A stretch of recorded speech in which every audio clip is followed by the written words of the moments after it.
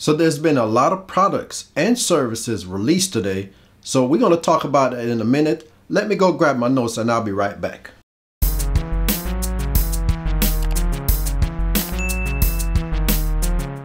Okay, so now that I'm back, I got a lot of information here. Now it seems like a lot of pages here, but the information is pretty much short. There's a lot of garbage in there that I'm going to skip through. So we're just going to talk about the products that has been released today. In future videos, I will go into more details on each one of these individual products and services and let you know what they're really about. Okay, so let's start off with Amazon new service. It's a gaming service. So they're going to sell you the controller and the service is $5.99 a month. That's an introductory cost, but I'm not sure if the price is going to go up or down. Probably go up and probably not down if it's just an introductory price. But with that controller, you can connect to any devices that you already have, whether it be your Android phone, your iPhone, your tablet, your Fire TV, even your computer. So basically you can take that controller, connect it to all of these devices and have a gaming experience anywhere you want to. So the name of this gaming service is called Luna, and you'd have to get a Luna controller to interact with this service. The next product that I noticed that they released was the Fire Stick and the Fire Stick Lite. Now these two Fire Sticks are not replacing the two newer sticks. They're actually replacing the ones on the lower end. So the Fire Stick that's previously on the market is being replaced with a new Fire Stick for 2020. And then there's a lighter version which is called Fire TV Stick Lite. So basically you're going to have 4 different Fire TV devices that you can choose from. You're going to have the Fire TV Lite, the Fire TV Stick, the Fire TV Stick 4K, and the Fire TV Cube. Now as far as the Fire TV interaction on the screen itself, so later on in the year they're going to roll out this new menu system that's going to look a whole lot different and have a better user experience. And also they're going to add video calling to your Fire TV. So with a Logitech USB camera, that's going to give you the ability to make video conference call using Zoom, and that feature will be available later this year. Now back to hardware.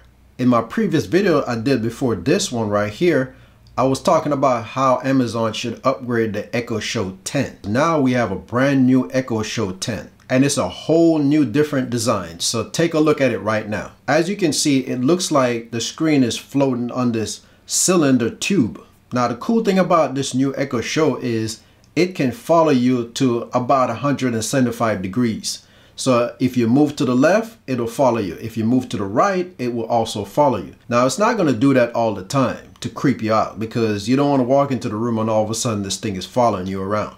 No, if you're on a video call or you're actually interacting with it, like you want to see a recipe or something like that, it's going to follow you while you're interacting with the device. Now as far as the camera can do pan and zoom.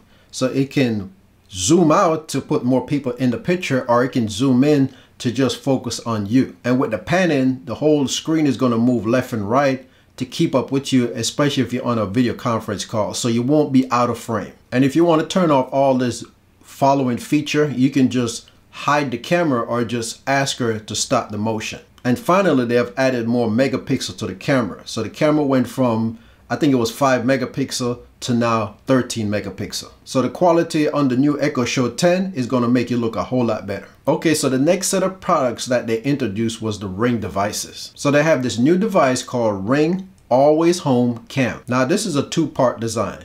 It has a dock and there's a drone-like device that sits on top of the dock. And when it's time for you to look around your home, you just activate it and this thing fly around, depend on where you want it to go. So if you want it to fly to the kitchen and back or fly to the living room and back, it's going to follow that path. It's not just going to fly all over your home. So you have to set up that path initially for it to do it. So this is a device that you don't have to put cameras in every room. You just put it in that one spot and it's going to fly that path around just to see what's going on. But you have total control of it. Next up on the list is Ring Car Connect. Now this is something basically for car manufacturers to put inside the vehicle to have your car connected to a Ring security system basically. So the first compatible vehicle that's going to have the Ring Car Connect is the Tesla electric vehicles. So the Ring Car Connect use the cameras that's built into the vehicle itself to record videos and keep it stored in the cloud. And it depends on what the manufacturers want you to do along with just recording videos. Probably lock, unlock your car, start the car maybe. We don't know yet, but that feature is going to be built to the manufacturer specifications. So this is probably an option that's going to be available in future cars as it comes more available. Similar to what you see going on with Apple CarPlay, Android Auto, and every other car connected services that they have going on these days. And the next thing from Ring is Car Cam. So Ring has this new car cam that you can install inside your vehicle so you can see what's going on while you're driving. Now this works also when you park. So when your vehicle is parked, it will actually record if somebody is making an attempt to break inside your vehicle. So that will trigger the camera to start recording. If you happen to have an accident, it's going to also start recording what's going on at that time and contact emergency services. And the one last feature I want to highlight on this product is called traffic stop. So if you're being pulled over for a traffic stop, then all you have to do is tell her that you're being pulled over, and she's going to trigger the camera to start recording. And all these footage are securely stored in the cloud, so you can have evidence if you need it. And last but not least, Ring Car Alarm. So this is a device that you plug into your OBD port. Once you plug it into that port and you activate it, it's going to start monitoring your vehicle for any break-ins, any bumps, any tows, or anything else. And you can link it to other Ring devices or connect it to your Amazon voice assistant to trigger a routine. So now let's move on to the home connected stuff. So Amazon has released two new router systems, Eero 6 and Eero 6 Pro. Now these two routers are going to deliver you the new Wi-Fi AX, aka Wi-Fi signal. Now let's talk about two new services that Amazon is introducing. One is called Care Hub. So this new Care Hub service is going to help you to take care of your aging loved ones from a distance. So with this service, they will be able to talk to their voice assistant to call for help. Once their voice assistant hears that particular phrase, it's going to contact all the emergency contact to check in to make sure everything is okay, which will give you, if you're the emergency contact, the ability to call in or do a drop-in to make sure everything is okay. Now, the cool thing about this feature is they've added a kind of a feature that I was thinking about they should add to the Echo device based on the location in your home. So if mom has fallen in the kitchen, it's going to send you an alert to let you know that the alert came from the kitchen Echo Show or Echo device, depending on which one you have in the kitchen. Now the last feature I want to highlight on this Care Hub is that you can set it up to monitor your aging parents or grandparents or whoever you want to monitor home for activity. So if there's no activity within a certain time frame, it's going to alert you to let you know that, hey, I haven't heard anything during this time frame, so you need to check in to make sure everything is okay. So basically, after you set up this service, you're going to have a virtual caretaker to watch over your aging parents or grandparents. The next service I want to talk about is Guard Plus. Right now, your Amazon devices have Guard built in. So with that feature, it listens for glass breakage, smoke detectors, and other sounds. But now they're upgrading the service called Guard Plus.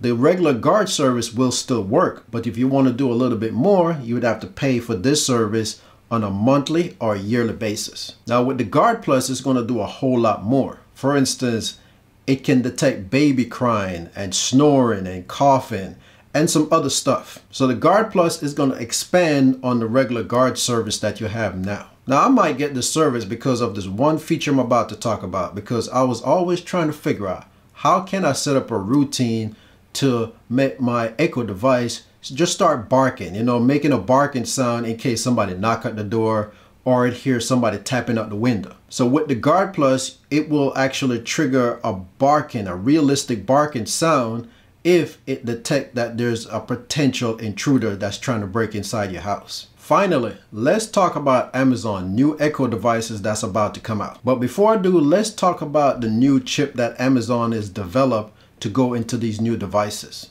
The name of the chip is called AZ1, and this processor is supposed to help all the new Echo devices communicate better with you, to make she understand more, to make or do things more locally instead of in the cloud. And I'm glad to see Amazon taking this step, because I think they were using third-party processors, which was making their devices not so responsive and sometimes a little bit slow. With them creating their own processors, and I notice a lot of other people are doing the same thing too. Apple is doing it to their products. So I'm glad to see that Amazon is doing with theirs, because doing it this way, they can actually fine-tune the processor to work more efficiently with the devices that they make. Now, the first products that's going to see this chip installed is going to be the new Echo, the new Echo Dot, the new Echo Dot Kids Edition, and the new Echo Show 10. So with that being said, let's talk about the new Echo products that will be hitting the market later this year. So let's talk about the new Echo. So as you can see, now the shape of it is different. It looks like a dome versus the cylinder shape that you're used to. And as you can see with this cutaway view of the inside, you can see that there's a big speaker on top and two smaller speakers on the side. Now the controls are still on top, so they're towards the back of the device instead of the front. The light ring that you usually see that pops up when you ask her for a command is going to be sitting at the bottom of the device now. And one of the features that's on the Echo Studio right now is going to be added to this, which is going to actually tune itself based on the room size. Now, similar to the Echo Dot is going to take the same shape and same features just like the Echo. So basically it's just going to be a smaller size of the new Echo. The Echo Dot with the time is still going to be available for an additional price. And the Echo Dot Kids Edition is going to have that same shape, and it's going to be wrapped with some animal themes. So those are the new Echo devices. They're all going to look like one big ball sitting on top of your desk or wherever you put them. And all of these devices are going to be available later on this year. So there's two more other things that Amazon talked about today, and that's Sidewalk, which they mentioned last year, but they're going to really implement it, I guess try to implement it pretty soon. And they're going to have natural turn taking built into your Amazon voice assistant device. Now these two things I will go into more details in an upcoming video, along with breaking down each one of these devices that I mentioned today in their own separate devices, go into the specs and the features and really dig deep down and show you what they're all about. So make sure you stay tuned for me to explain all this in more details in upcoming videos. If you like this video, go ahead and give it a thumbs up. If you haven't subscribed to the channel yet, go ahead and hit that subscribe button. I look forward to see you next time. Have a good one.